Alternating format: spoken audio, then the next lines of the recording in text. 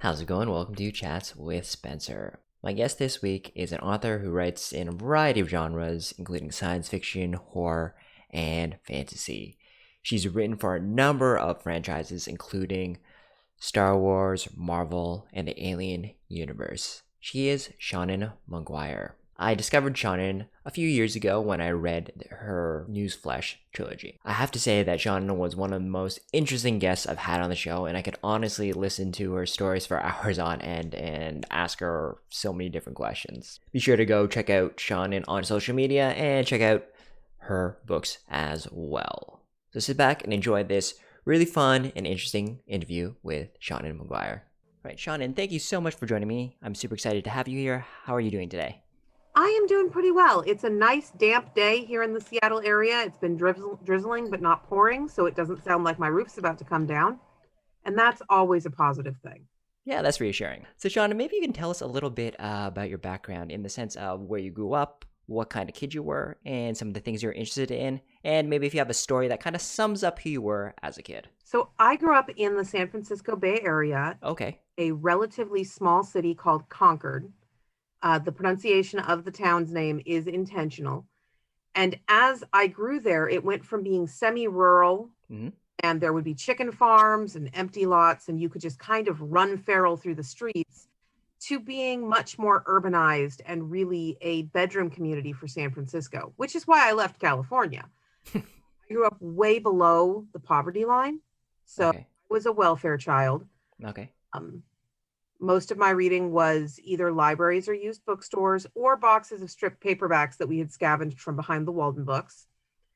I am one of the most pro-library people you'll ever meet who never uses a library because I was a weird kid. I was probably the weirdest kid in my school. I was the girl still bringing My Little Ponies to class in my backpack all the way up to 11 because they made me happy. I watched horror movies on the weekends. I read too much and had no idea what was or was not age appropriate. And when you're the weird kid, you get bullied a lot. So Mm-hmm. other kids beat the living shit out of me when I was 10 years old. Oh, God. All of the books I had in my bag into the Mm-hmm. creek I had been walking near, which left me with library fines in the hundreds. Poof. Kid who could not afford a new paperback, that was insurmountable, and there was no forgiveness program at that time. Mm-hmm. So I am extremely pro the existence of libraries and really support fine forgiveness programs. Mm-hmm. I don't have a library card and haven't used a library in years because I can't get past the idea of not owning my book. And a story that kind of tells you, who I was as a kid. I accidentally bred pink alligator lizards and introduced them into the area in which I lived. And you can still catch some of the descendants of my 9-year-old science project if you throw enough rocks. Sean, maybe can you share this story? I was reading this one and I found it so funny. Just how did you get your mom to let you read Stephen King? So Stephen King is one of my favorite authors. He's extremely formative for me. He's been extremely formative for a lot of people. And for some reason, he was the only horror author that my mother had ever heard of. So bring me home boxes of books from yard sales that she had paid, $5 to get 80 paperbacks, but they were all old and falling apart. She would bring me home the strip paperbacks. And she didn't read things first because I read too quickly. I read with the focus of a very smart 9-year-old who had nothing else to do with her time. So her only rules were that I was not allowed to read Robert Heinlein because she had heard that he was dirty, and I was not allowed to read Stephen King because she had heard that he was scary. Okay. At this point, I have already read Clive Barker, Anne Rice, and H.P. Lovecraft. There is nothing in Stephen King I can imagine that would actually be frightening and upsetting enough to mean he should be forbidden when they were not. So I snuck a copy of Cujo. That was the first Stephen King book I read, and I read it completely in secret because I was not allowed yet. Read a Stephen King book, verified that it was actually something I wanted, and then wrote a 12-page essay complete with bibliography, citations, and footnotes explaining to my mother why she was trying to lock the barn door after the horse had already been set on fire and escaped. In Rawhide Rex, there is a point where the main character pulls a man's lip over his head like a hat, I do not believe that Stephen King will contain any imagery remotely as disturbing. She did allow me to read Stephen King after that. I was still not allowed to read Heinlein. Shannon, what are some things you're passionate about outside of writing? I really, really love D&D. I play a lot of Dungeons and Dragons, and so I'm Okay. passionate about acceptance and inclusion in the table Mm-hmm. community. There is a surprisingly large percentage of the community that thinks tabletop role playing, Dungeons and Dragons in specific, is just for straight white dudes who might have been bullied in high school, Mm-hmm. able-bodied white dudes who might. Okay. The version of D&D that they are fantasizing about going back to legitimately never existed.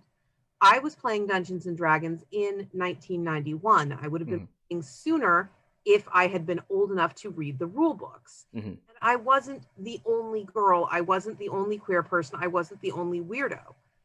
You don't get to retroactively say you couldn't date a cheerleader in high school, and that means girls aren't welcome at your table.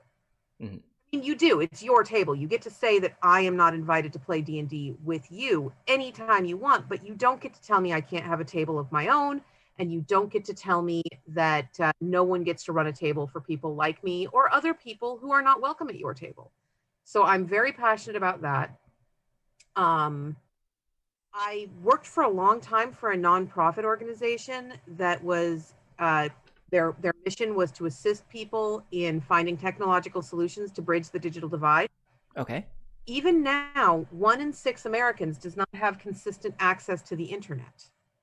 That's just not a thing that we have. Mm-hmm. And as someone who comes from that welfare child background, the background where sometimes I went to school stinky because the choice was my sister's asthma medication or buying me deodorant. Mm-hmm. And that was literally how tight our budget was. So used books were an essential part of me being able to exist as me. Mm-hmm. You need a certain number of physical artifacts that can enter a cheap resale cycle. And that is not the case with digital only offerings. So I am very weirdly passionate about the existence of physical media for all. Okay. We need physical editions of video games. We need physical editions of books. We need stuff that you can look at and say, this is taking up space in my home. I don't want it anymore, and drop off at a Goodwill to take it into that next step down of economic buying power. It would be better if we could equalize buying power and everyone could afford everything. Mm-hmm. But I feel like I have a little bit more power to complain when something I have written is presented as digital only and my contract didn't say that. Mm-hmm. To say, no, we need to have a universal basic income now today so that everyone can afford an internet connection. Mm-hmm. But, and I'm very ridiculously passionate about animal conservation and Mm-hmm. conservation, which is not a very important thing in the grander scheme of things. But, most toys these days are made of plastic, and we act like since plastic does not decay, it is immortal and nothing can destroy it. Plastic is undergoing chemical breakdown all the time, and if you have collectible items, they deserve to be treated kindly or passed to someone who will treat them kindly.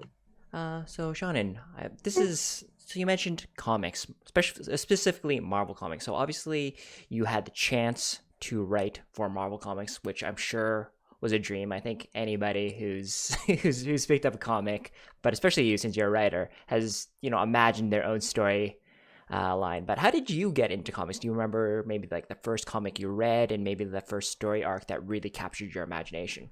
So there is a comic book store in Concord, California called Flying Colors Comics and Other Cool Stuff. And it belongs to a man named Joe Field, who actually created Free Comic Book Day. That was his baby. Oh, okay. He opened the store with his wife, and his intention was to create a space where comics would be available and accessible to everyone. Mm-hmm. He always had women on his staff. He had people of color on his staff long before any other comic book store I had been to did. He tried to make sure that no matter who you were, if you came into Flying Colors, you would be greeted with a love of comics, not a, what are you doing here? People who look like you don't shop here. Mm-hmm. And it was walking distance of my Aunt Debbie's house. Okay. So when that store opened when I was 9, I started walking down and would browse through the comics. The first storyline I really remember was actually Amethyst, Princess of Gemworld from DC. Okay. And, I would flip through things because it was the only comic store I'd ever found that allowed children to be there. Mm-hmm. I don't remember my first comics because those also came in the big batches from the yard sales and the library book sales. So Mm-hmm. I would just random stuff that was Mm-hmm. already falling apart, and you might get to read it once, but then it would be gone. The first storyline that really hurt me was the death of Gwen Stacy, Oh, which I yes. am technically too young to have experienced that as a child. Mm-hmm. Again, I was reading comics that were 10 years out of date. And Gwen was the first person I saw in comics that looked like me. She was a blonde who loved Mm-hmm. science and math. She was Mm-hmm. smart as Peter Parker. I knew she was never going to be the main character because she didn't have superpowers and it wasn't her name on the cover. But she gave me an entry into comics that I didn't have from other places. And then they dropped her off a bridge, and I was not okay. But eventually I discovered the X-Men, and I never looked back. Excellent. We'll definitely get back into the comics, but we'll change pace a little bit. And I'm just asking you about your childhood and music. Is there, Shannon, a song that you have from your childhood? Maybe your mom played it, maybe you heard it on the radio, but for some reason it really resonates with you and you can remember it very vividly till this day. Okay, so this is a little weird, but there is a terrible horror movie that came out in 1984 that I Okay. passionately. It's called Critters. Okay. And in Critters, the alien bounty hunter space shapeshifters take on the appearance of humans to be able to hunt the alien space porcupines that are about to eat the Earth. Mm-hmm. One of them turns into a musician named Johnny Steele. And we actually get to see the music video of Johnny Steele's hit song, Power of the Night. Okay. And so that is, I tracked down a copy of the Critters soundtrack just so I could have an MP3 of Power of the Night. And just as a follow up, do you remember the first album you ever bought, asked for? The first album I ever bought with my own money and intentionally, soundtrack to the Disney movie Aladdin on cassette. Okay. The first album I can remember owning was actually a record. It was a vinyl record, song and story of the Haunted Mansion at Disney. So it's a 17-minute long single track that basically walks you through the ride and then plays Grim Grinning Ghosts at the end. Oh, so Sean, and I know you were a stand-up comic briefly, so I just want to know, how did that come about? Just your personality just kind of brought you down that way, or is there a story behind it?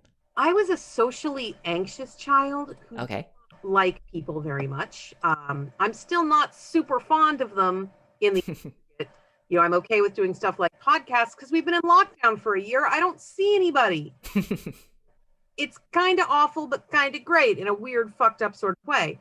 And, it turns out that when you are raising a socially awkward child, your primary goal becomes, how can I make this child interact with other humans in a way that is not introducing them to her My Little Ponies or trying to show them a lizard. We got some money for reasons that I don't think are within the remit of your podcast. It just brings food. That's okay. Got some money, and so my mother enrolled me in stand-up comedy classes when I was 11. Okay. I started doing the young comedians circuit. And it turns out that when you are relatively articulate, talk really fast, and terrified of being judged by people, making them laugh at you on purpose is kind of like heroin. So you learn to stand up in front of them, because if I've told you a joke and you're laughing, you're not laughing at me, you're laughing at the joke. And I can't really tell the difference. And that's do you remember any of your jokes or the bits that you had? I worked super blue. That's actually why I stopped, because I started publishing books in 2009.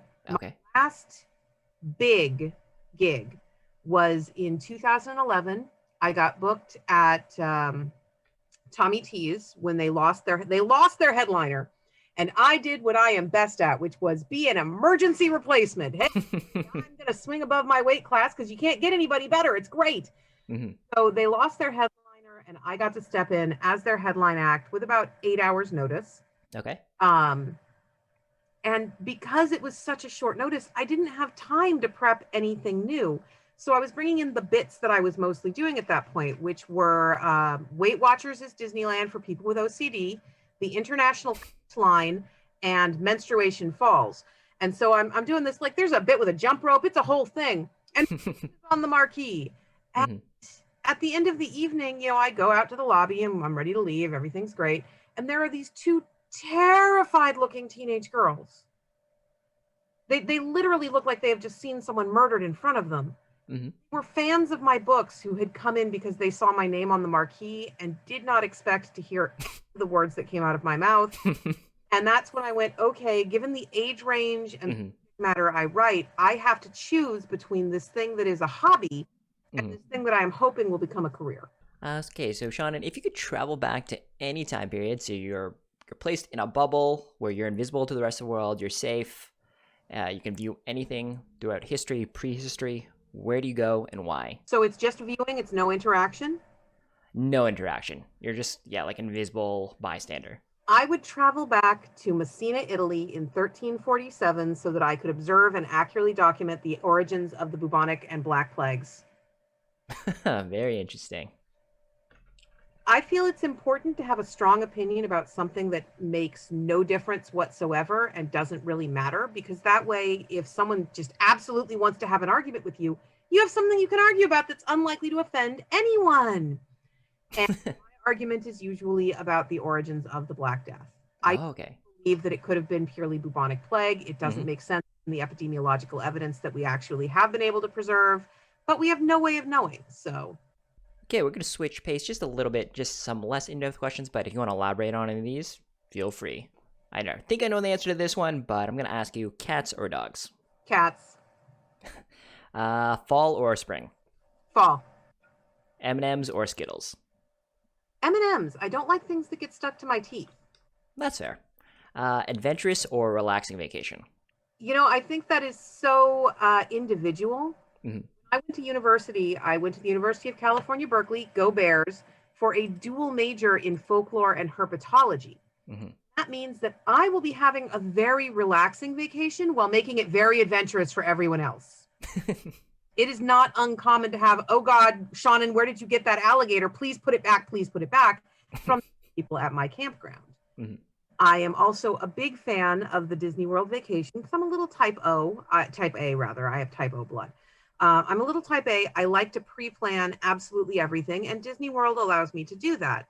So Mhm. when we get there, it feels super adventurous because we're doing exciting things. But I have been making spreadsheets for 6 months before we arrive. It's relaxing at this point. Everything is inevitable. The ball is rolling down. Mhm. So I think whether it's relaxing or adventurous is 100% where you're standing. I was very relaxed when I went to Australia and picked up the magpie. The Mhm. Australians who were trying to keep me alive were not relaxed. They made a funny noise. All right. One of your favorite movies. One of my favorite movies, Wreck-It Ralph. If your next meal could be anything in the world, what would it be?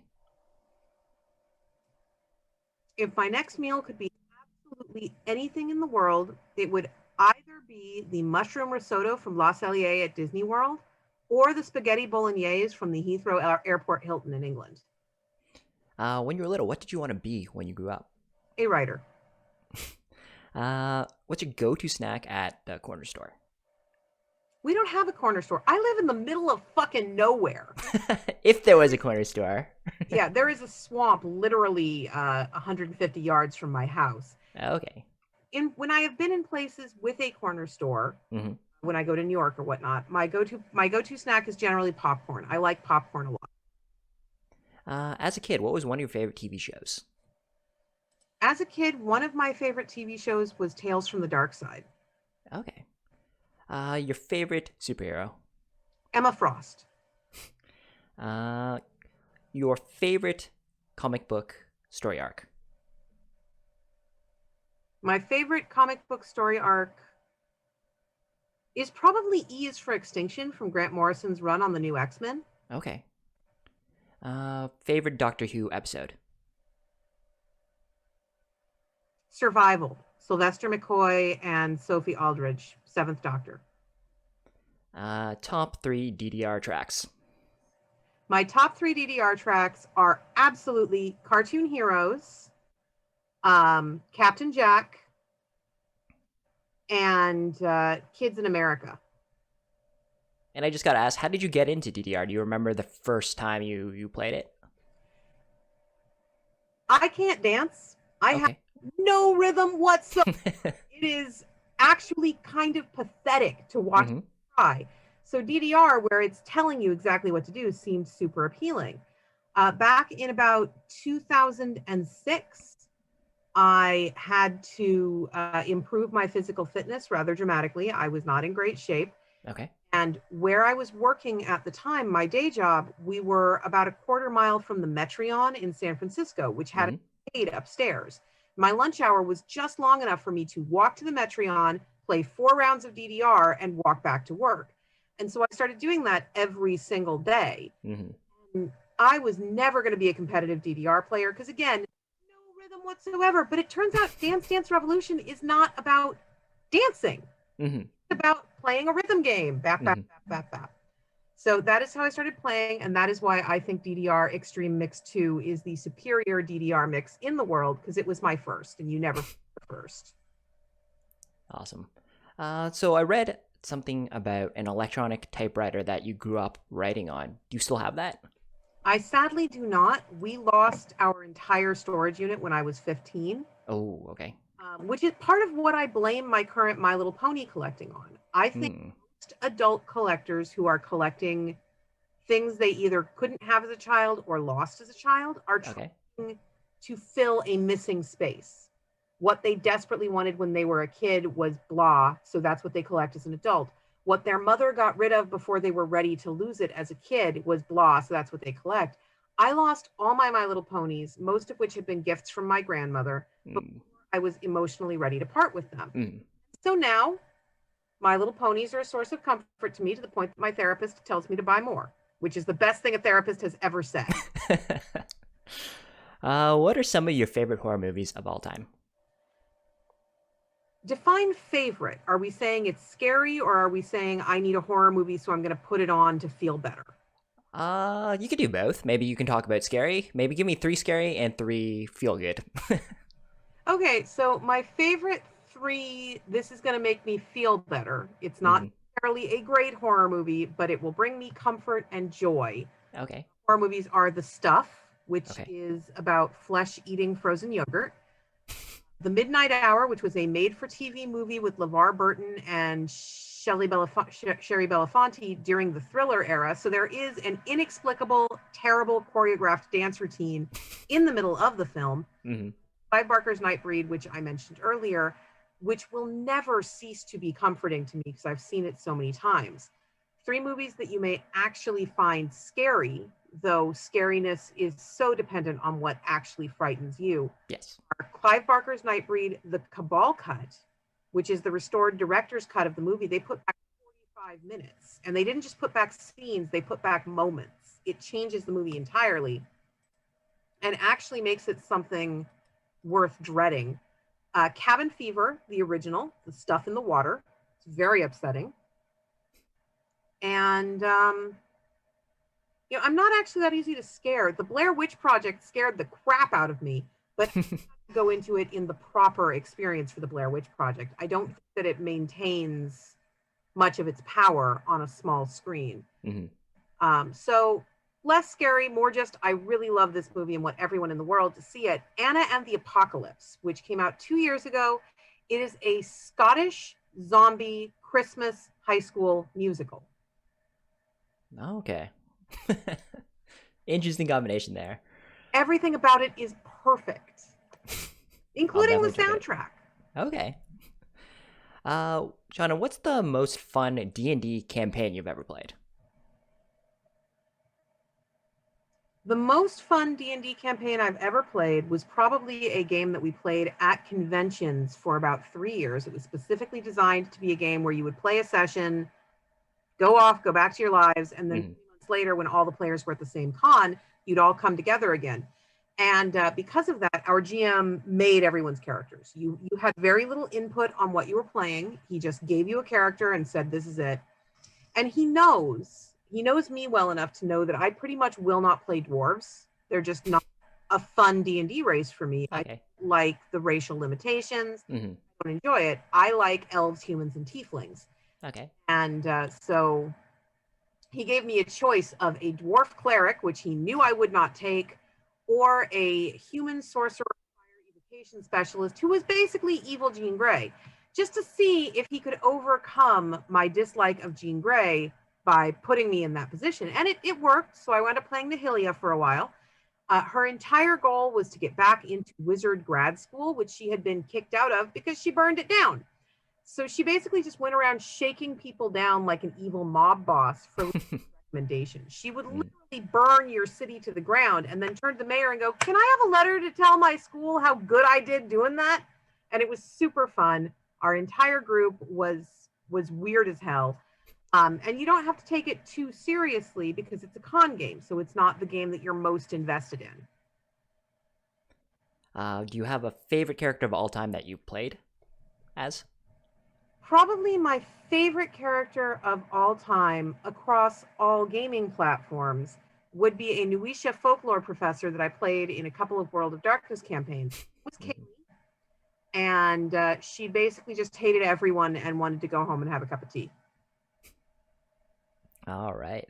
Okay, so we're going to go back into some more in-depth questions. So, Shannon, if you could reimagine a comic storyline, so maybe you just have like the main story, but you can kind of twist, put your twist on it however you want. Which comic story would that be? Are we assuming that we're doing it in the modern continuity, or are we doing something like with Ultimates where you're just getting a nice side reboot and you can do whatever the hell you want over there? You can do whatever you want. Yeah, this is like you're reimagining it. The overall story is the same, but yes, you can reimagine it, say yes, in an alternate universe. I would actually redo the Decimation that followed House of M the first Ooh. season through. Hmm. I do feel like the Decimation happened, and I don't know this. I know I've worked for Marvel. I have not talked to anyone in the X office to confirm this suspicion. I feel like the Decimation happened editorially because there were too many mutants running around, and they actually wanted to cut down the number of characters available. And I feel like I read that in an interview somewhere, so that may be a thing that has been confirmed. But because it had been done to reduce the scope of the mutant universe in X-Men, there was no dwelling on the consequences of it.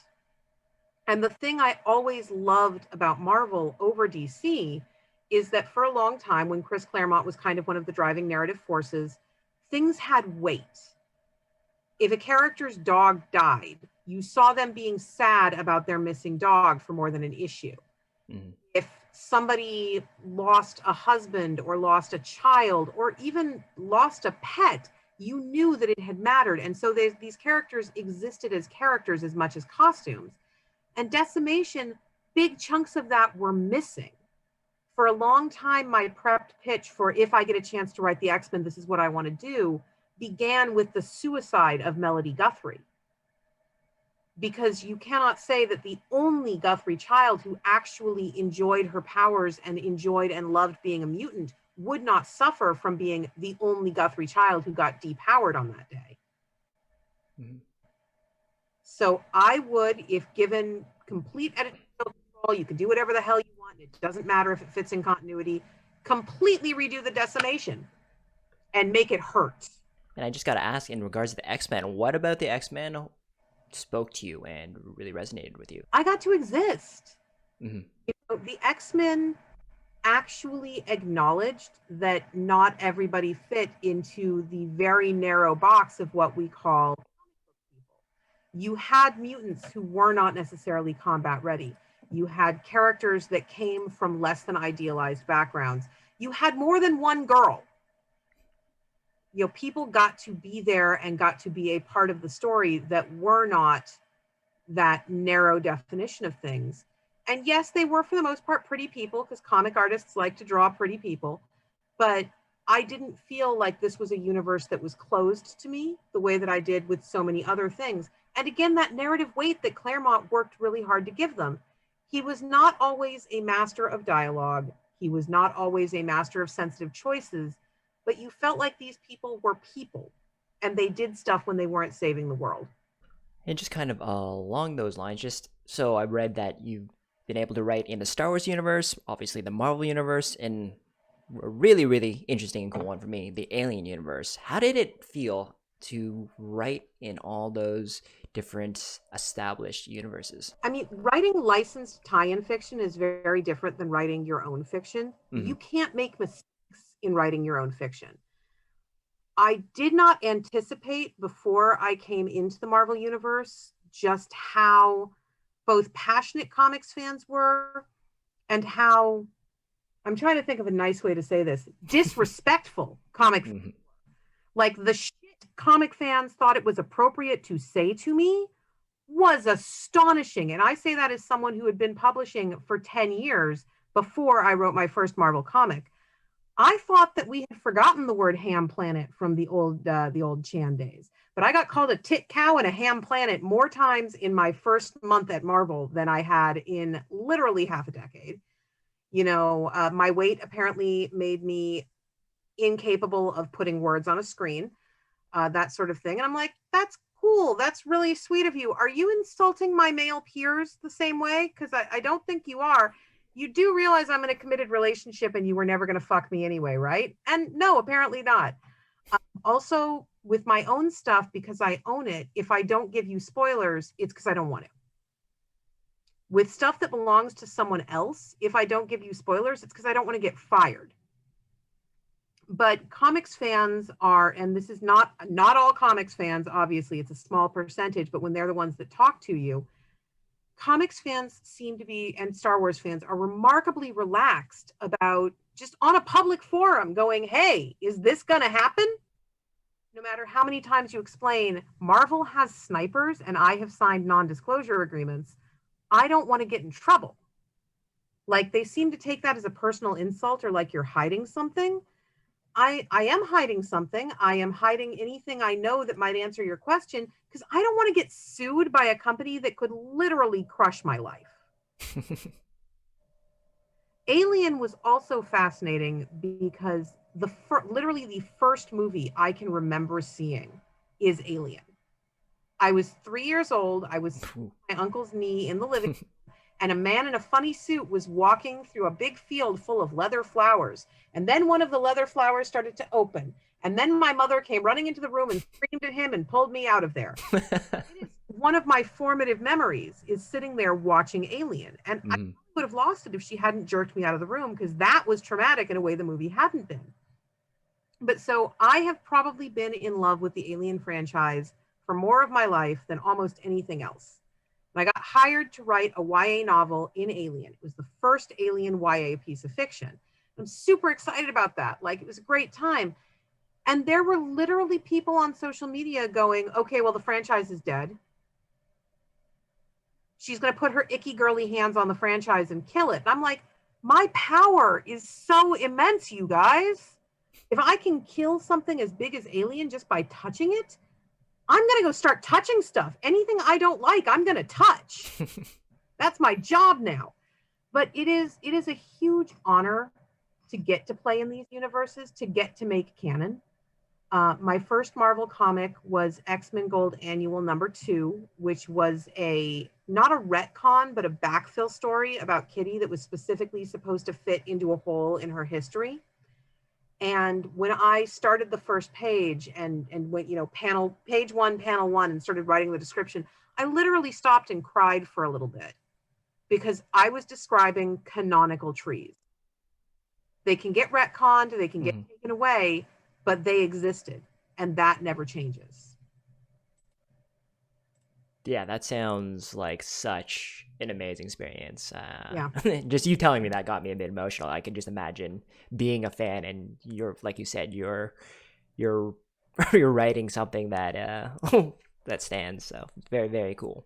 Yeah, the only tie-in thing I have written that I was not like, okay, this carries emotional weight for me, was the Star Wars story, because I was part of the Canto Bight anthology. Was entirely about we got a list of characters who were featured in the Canto Bight sequence in The Last Jedi and had to pick one of those and write a story about what they were doing. So it had none of the familiar characters, none of the familiar settings. We didn't get to see The Last Jedi. It had no grounding. Okay. So that felt more like being in a Star Wars role-playing game than Mm, universe, even though it was a canonical contribution to the universe.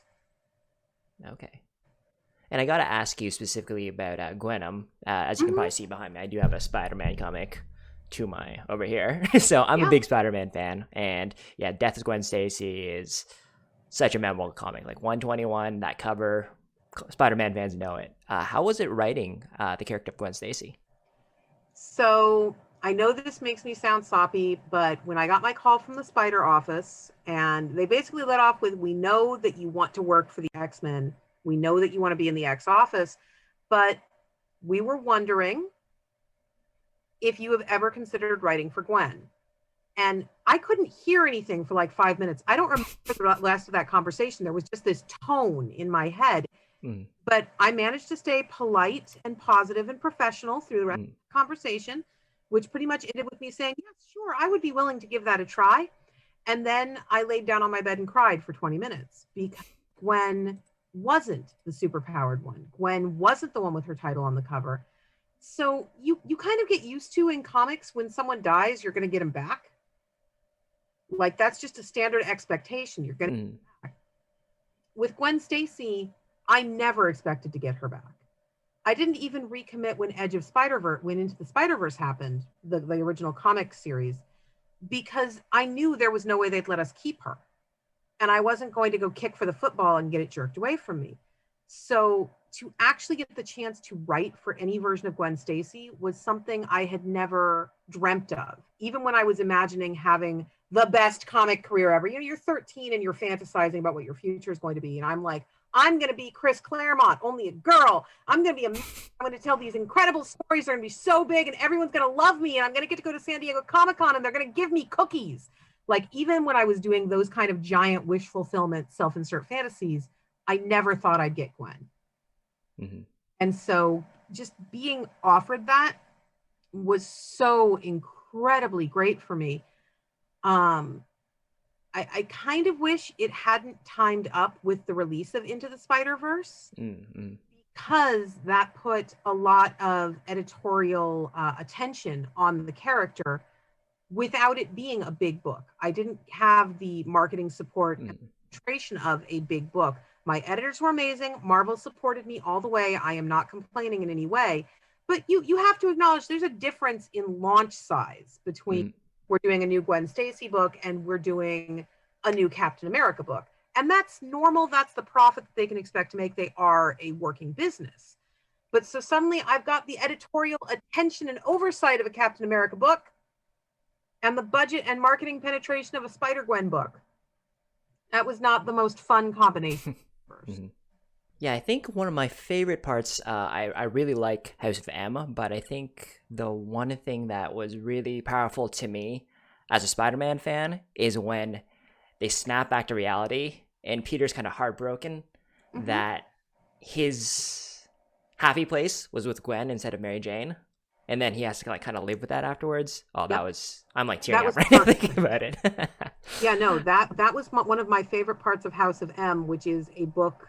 I love the House of M event. The original event is pretty much perfect, like chef's kiss, all House of M, even though it led into Decimation, which is the event I wish I could redo. But seeing Peter Parker realize that his perfect world, MJ is still happy and still has a great and fulfilling life, and he has Gwen. Like that is almost a beautiful subversion of the narrative we get a lot of the time in comics, which is that you only wind up with your perfect soulmate. You will wind up with the one person that is best for you. Well, no, sometimes you will wind up with the person that is there. Yeah, for anybody, if you haven't read House of M, go definitely check that out. All right, so John, you already touched upon this, but I'm always interested in hearing about people's collections. So maybe you can just share a little bit about your My Little Pony collection. You don't necessarily have to show us, the most rare, but maybe just share some of your favorites with us, if you don't mind. No, I don't mind. I have probably about 1,100 My Little Ponies at this point. Okay. This is the only one in reach because the My Little Ponies have their own room. Okay. And that is because I have a young kitten. She's is 7 months old and she still bites plastic. So it's not safe to keep Yes. ponies on my desk. This is Cutasaurus, who is the My Little Pony dinosaur from year 6. She's a pony pal.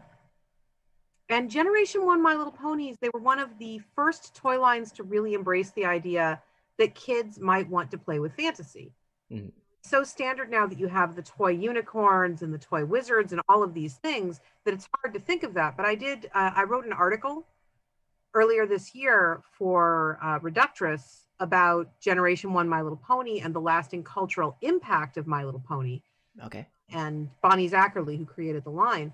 And so I was doing a lot of research and a lot of digging. And by date, My Little Pony was the first major fantasy franchise that was aimed at children. Mm-hmm. And My Little Ponies are not gendered. You know, they are treated as a girl toy, in part because they tend to have hair, and hair play is a big thing for little girls. Frankly, it should be for little boys because the urge to brush hair and groom is a primate instinct. It has no gender. It does not care. We just don't encourage that in our little boys. And so My Little Pony is not a dominantly pink franchise. They've just got these great plastic bodies, and they speak to one of the good parts of my childhood. They were gifts from my grandmother. So they were a thing that I had as a poor kid that the rich kids had too, and they couldn't look down on me for. And I love them. They make me very happy. Are there any standouts in your collection that you're really proud to have?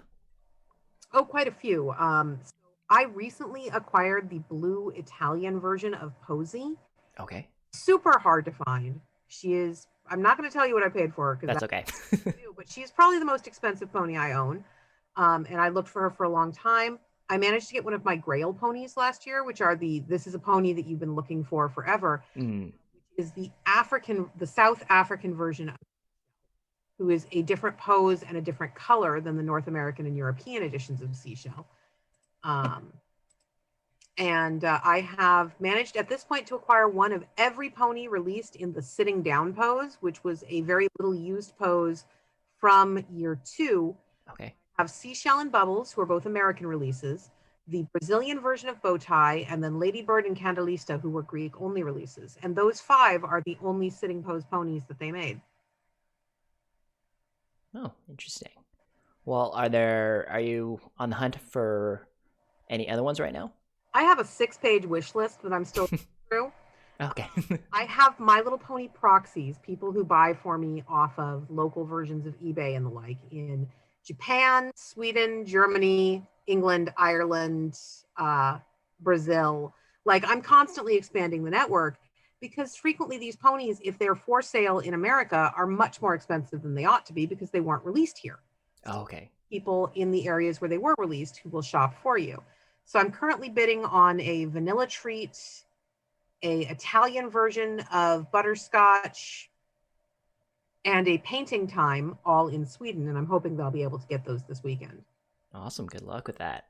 Thank you. All right, John, and just going over the research you do for your books. So I know for your Parasite book, you said you ingested a tapeworm to get the experience. Like, that's great. Like, that's that's hilarious, and it shows your commitment to your stories. And for the new Newsflash series, you went to the CDC, and for the Man-Eating Mermaids, you talked to marine biologists. So what really drives you to go above and beyond for your research for your books?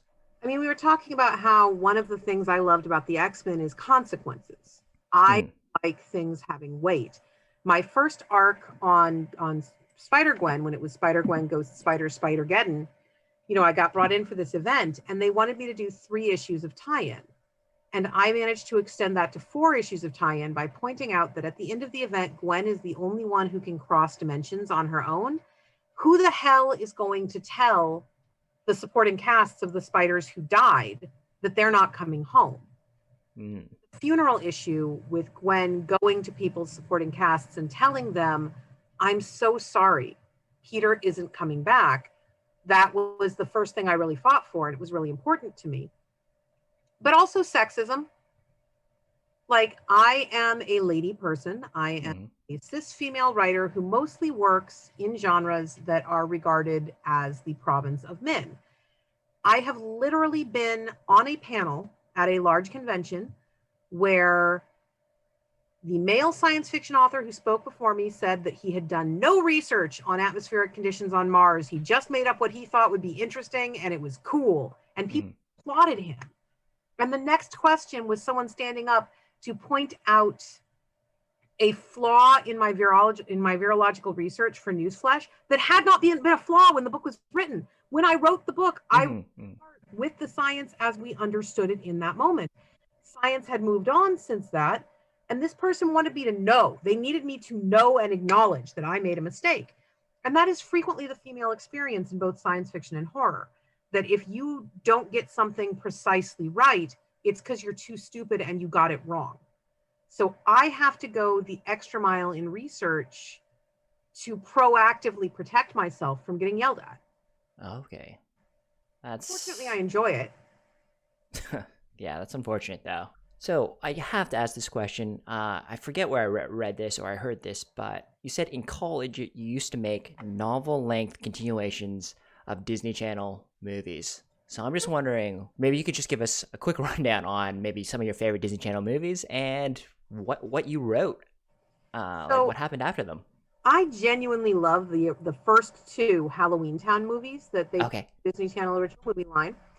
I feel like with the third, they messed up. They went too far off their own continuity. And then with the fourth, they recast Marnie.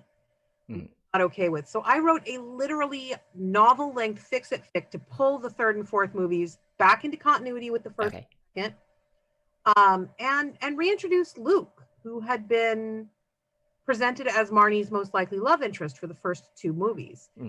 Because as a kid, I watched these when they were much more age appropriate than they would be for me today. But as a kid, it was so obvious that Marnie and Luke were going to wind up together. And one of the beautiful things about fanfic versus licensed fiction, the big difference is everything I write for Marvel or for Alien or for anybody else, my editors have to approve of, because anyone else who works for them is going to have to deal with those changes to the character.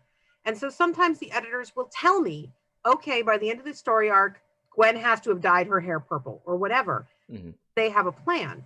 Well, with fanfic, you just do whatever the hell you want. Do what feels like to you the reasonable thing. And what felt like to me was the reasonable thing was Marnie and Luke winding up together, as they so clearly were meant to be from the beginning. And so I did a novel length, getting Marnie and Luke back together, trying to get Luke past his fairly obvious self-esteem issues with being a goblin, which don't actually make a lot of sense for the setting as established, and just ran with it from there. I've enjoyed other Disney Channel movies, but I've never really dug into them the way I did with Halloween Town. Do you still have the writing for that? Oh, of course. Okay. All right, Shannon, is there anything you'd like to achieve in your lifetime, and it's not limited to writing? I would like to actually finish the process of writing a Broadway musical, which is something I've been working on for a while, and get it staged. I would like to see something of mine, and this is more of a thing that I just kind of wish fulfillment want to see happen. I can't make it happen, but I'd like to see something of mine actually make it to film. Several of my works have been optioned for film and television, and none of them have yet actually aired, because television changes everything. I'm super poor, so I worry about money more than is probably necessary right now. And one TV show changes the world as long as you've protected your rights. And back to writing, I would really, really like the X-Men. I want Hickman's job. I want to be able to set the pace of the line. And I think I could do it. I'm good at long-running things. I'm good at assembling lots of moving pieces. Put me in, coach. I'm ready to play. So. And lastly, what are some words of wisdom or a saying you enjoy that maybe you try to live your life by? I mean, a saying I enjoy that influences a lot of what I do is from Stephen King, and it's "Go then, there are other worlds than these," which is from The Gunslinger. The original quote is "Go then, gunslinger, there are other worlds than these." But it's actually tattooed on my arm. It's the only tattoo I have, so that it's always with me.